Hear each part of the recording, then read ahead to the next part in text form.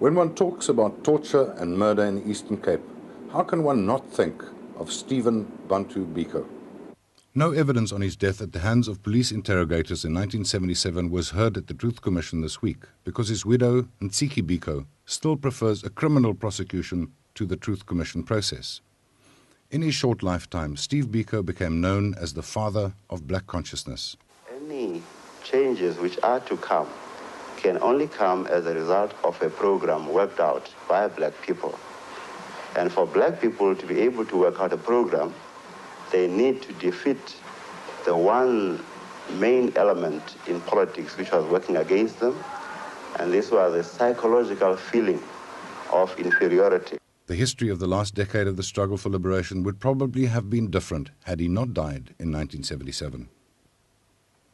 On the 18th of August, Biko ignored his banning orders and drove to a political meeting.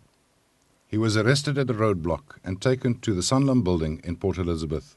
He was kept naked and in chains in room 619. Biko sustained serious head injuries during interrogation.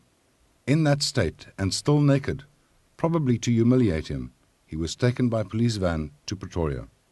Steve Biko died naked and on the metal grill on September 14, 1977. The Minister of Police, Jimmy Kruger, immediately told the world Biko had died after a hunger strike. He later changed that and explained that he had banged his head against a wall. He told an amused National Party Congress, "I am not glad and I am not sorry about Mr. Biko.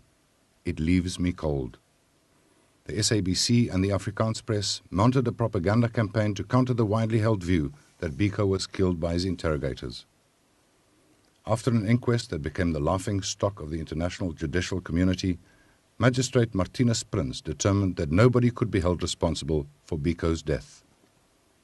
But the inquest discredited the medical doctors who examined Biko, and it cast a dark shadow over his interrogators, Alfred Oosthuizen, Harold Snyman, Pieter Goosen, Paul Janse van Vuren, Henry Forshee, Ruben Marx, D.P. Siebert, Jacobus Beneke.